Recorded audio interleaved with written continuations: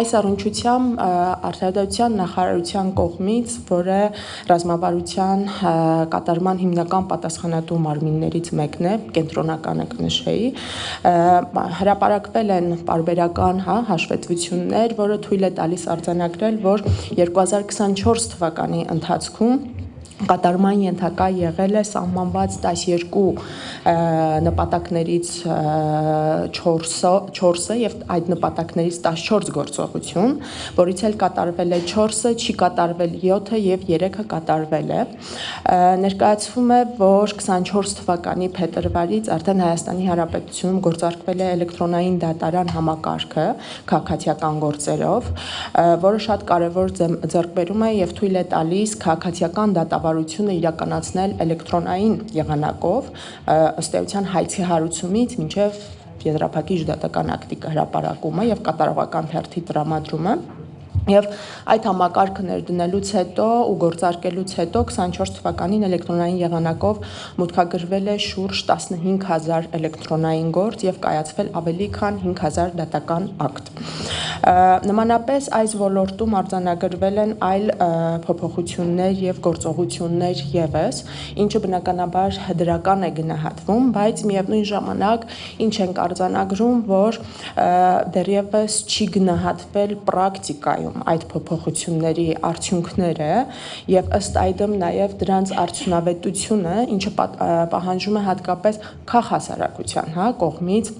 դերակատարների կողմից շարունակական մշտադիտարկում եւ կառավարության ձեռնարկած քայլերի արդյունավետության բարձրացման ուղղված նաեւ առաջարկությունների ներկայացում, ինչը ըստ էության ավելի կբարձրացնի այս ռազմավարությամբ նախատեսված իմ նշած եւ ոչ միայն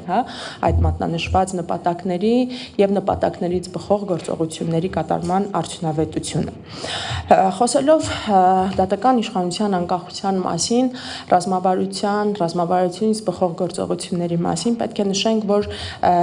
դիտարկվող ժամանակահատվածում նաև ռազմավարությունից դուրս, բայց ՍԵՊԱ-ով նախատեսված նպատակներին համահունչ այլ փոփոխություններ նույնպես կատարվել են։ Թվարկեմ մի քանի հիմնական ոլորտ եւ դրանց առնչվող կարևոր գործողություններ, որոնց առնչությամբ ցավոք սրտի վերջին շրջանում նաև խնդիրներն են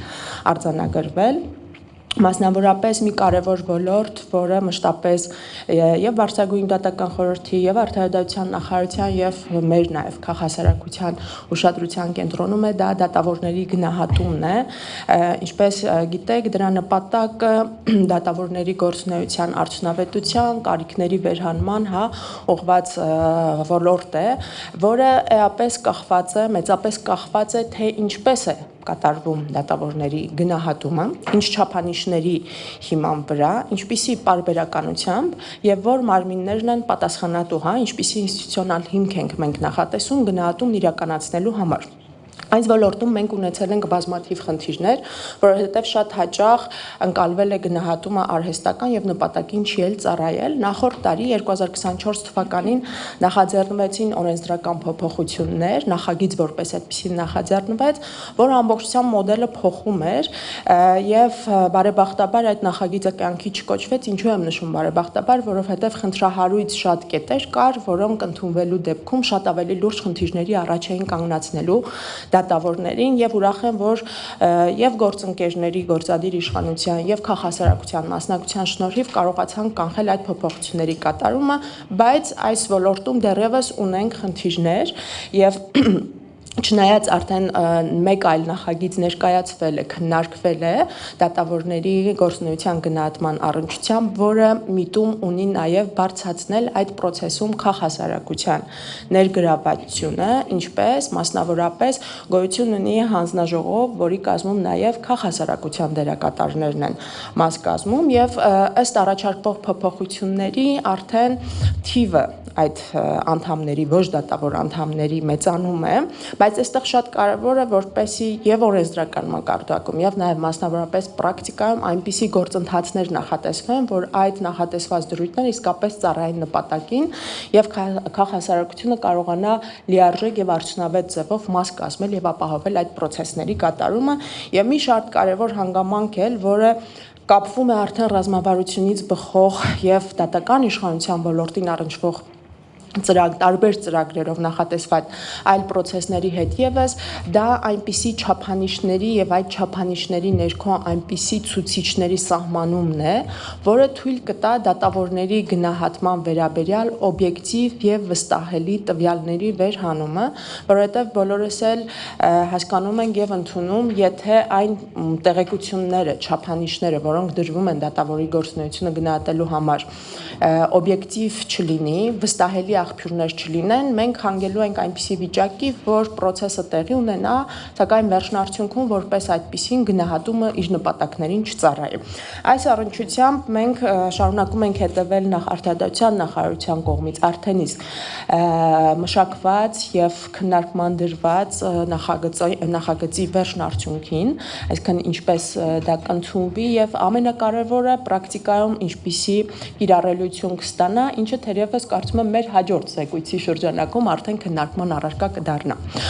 Հաջորդ կարևոր ոլորտը, որ դատական իշխանության առնչությամբ մենք դիտարկել ենք եւ կարծում եմ բոլորս էլ սրա մասին շատ ավելի հաճախ ենք խնդիրների մասով լսում, դա դատավորների կարգապահական պատասխանատվության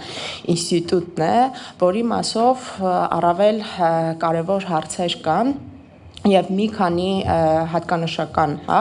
այսպես ուղղություններ, որոնք պահանջում են շուտափույթ, այսպես ասած, լուծումներ եւ օրենսդրական եւ պրակտիկ մակարդակում։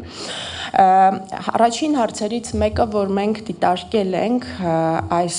ուսումնասիրության զեկույցի քննարկման շրջանակներում եւ արձանագրել ենք, դա այն է, որ եւ 23 թվականին եւ 24 թվականին բազմաթիվ մեծ է եղել, իսկապես մեծ է եղել հարուցվող կարգապահական պատասխանատվության ենթարկելու վարույթների թիվը եւ մասնավորապես Արդարադատության նախարարության կողմից հարուցվող վարույթների թիվը։ Ինչպես գիտեք, 3 հիմնական մարմին կարող են վարույթ նախաձեռնել եւ դիմել բարձրագույն դատական խորհուրդ դատավորին կարգապահական պատասխանատվության ենթարկելու հարցով, դա Արդարադատության նախարարությունն է, էթիկա եւ կարգապահական հարցերով հանձնաժողովը եւ կոռուպցիայի կանխարգելման հանձնաժողովը ավելի սահմանափակ օրենսդրական հիմքերի հիման վրա եւ այստեղ տարիներ շարունակ մենք արձանագրում ենք, որ Արդարադատության նախարարության կողմից հարուցվող վարույթների թիվը շատ ավելին է եւ այստեղ մտահոգություններ են առաջանում շատ հաճախ նաեւ այդ հարուցվող վարույթների հիմքերի եւ առիթների առնչությամբ մասնավորապես թե ինչպես են տեղի ունենում ընտրությունը գործերի։ Ես բերեմ մեկ օրինակ, որը պրակտիկայում շատ քննարկումների տեղիք տվել է եւ շատ խնդրահարույց է դիտարկվել, օրինակ բոլորս էլ հիշում ենք մի շարք վարույթներ, որոնք նախաձեռնվեցին դատավարական ժամկետների խախտման հիմքով, այսինքն դատավորները բաց են թողել ոչ մեկ գործերով, տասնյակ նույնիսկ գործերով դատավարական ժամկետներ եւ process-ները հանգեցրել են ոչ միայն կարգապահական պատասխանատվության վարույթի հարուցման, այլ հետագայում նաեւ դատավորների լիազորությունների դադարեցման։ Այստեղ մտահոգություններ են առկա եւ մեր զեկույցն էլ խոսում է դրա մասին, որ համակարգային խնդիրները չլուծելով, մասնավորապես այդ դատավարական ժամկետների խնդիրը, դատավորների գերծանրաբեռնվածության հարցը չլուծելով, շատ հաճախ մենք դատավորներին ներգրավում ենք արդեն անհատական եղանակով այդ process-ների մեջ, սակայն հիմնական գլոբալ երևույթը, խնդիրը որպես այդպիսին դատական իշխանության ներսում չի փոխվում։ 1-2 դատավոր ենթարկվում է պատասխանատվության եւ այստեղ էլ ուզում եմ ուշադրություն հրավիրել այն հանգամանքին, որ մեր մշտադիտարկումները վեր հանում, որ նույնիսկ հասկանալի չէ, թե 100-200 դատավորի կտրվածքով ինչպես է տեղի ունենում ընտրությունը, ինչպես ենք մենք ընտրում կոնկրետ մեկ դատավորի, եթե մենք օրինակ պայմանական վերցնենք 50 դատավոր եւ վարույթում եղած գործերի, քննած գործերի վիճակագրություն ուսումնասիրենք, կտեսնենք, որ սա արդեն բոլորի մոտ համակարգային պրակտիկա է։ Սա խնդիր է։ Հաջորդ խնդիրը կապվում է նրա հետ, որ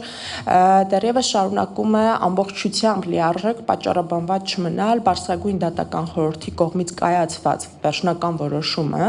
այսինքն լիարժեք հիմնավորում չի տրվում, թե առաջին ինչպես է ընտրվում կոնկրետ պատասխանատվության տեսակը, օրինակ եթե խիստ նկատողության են ենթարկում, համանման մեկ այլ վիճակում մենք կարող ենք արձանագրել, որ կարող է ավելի նվազ կամ ավելի խիստ պատասխանատվության միջոց էլ ընտրել, բայց դրա հիմնավորվածությունը մենք որոշումներով չտեսնենք եւ Ամենակարևորը, որ մենք սա շարունակաբար էլ արձանագրում ենք, դա համաչափության սկզբունքն է, որը տեսանելի չէ, թե ինչպես X խախտման համար ընտրվում է այս պատասխանատվության տեսակը եւ հիմնավորում լիարժեքորեն չի տրվում, թե ինչու չենք կարող ավելի մեղմ պատասխանատվության միջոց ընտրել։ Դատավորների կարգապահական պատասխանատվության առնչությամբ արձանագրված մեկ խնդիր էր, որը կարծես թե օրենսդրական մակարդակում լուծում ստացավ, բայց պրակտիկայում դեռևս փաստացի մինչ օրս չի գործում, դա այդ որոշումների բողոքարկման հնարավորությունն է։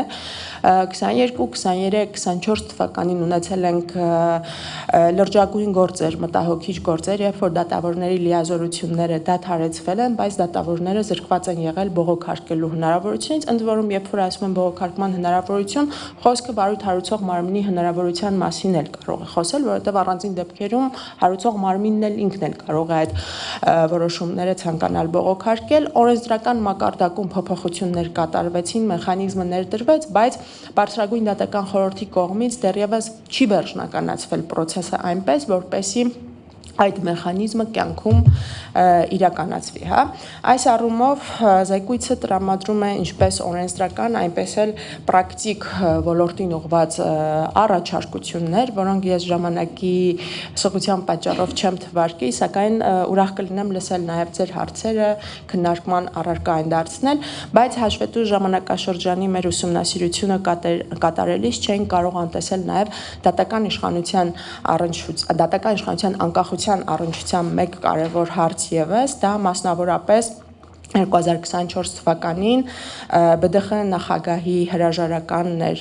գործադիր իշխանության ղեկավարի խնդրանքով եւս 5 այլ բարձրաստիճան պաշտոնյաների հետ միասին, ինչը չի կարող դատական իշխանության անկախության ապահովման տեսանկյունից խնդրահարույց չդիտվել։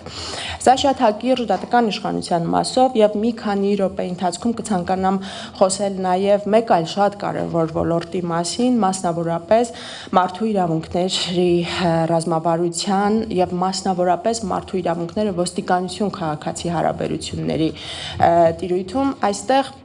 մենք բնականաբար ունենք կրկին դրական այսպես արձանագրման ենթակահարցեր եւ մի շարք մտահոգություններ եւս մի կողմից դեռևս շարունակում է գործել մարդու իրավունքների պաշտպանության ազգային ռազմավարությունը եւ 2023-25 թվականների գործողությունների պլանը, որի կազմավորման կատարման առնչությամբ որոշակի, այսպես ասեմ, մասամբ ներգրավվածություն քաղաքացիական կողմից եղել է,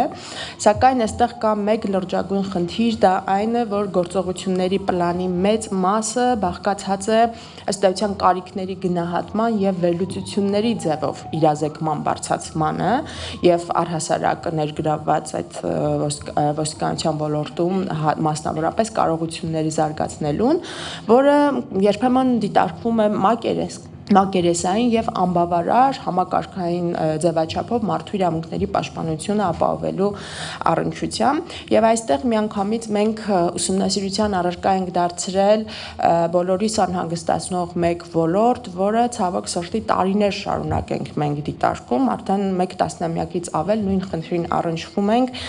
համակարգային խնդիրին, այսպես ասենք, դա ոստիկանություն քաղաքացի հարաբերություններում թույլ տվող խախտումներն են եւ դրա առնչությամբ հաշվետվողականության եւ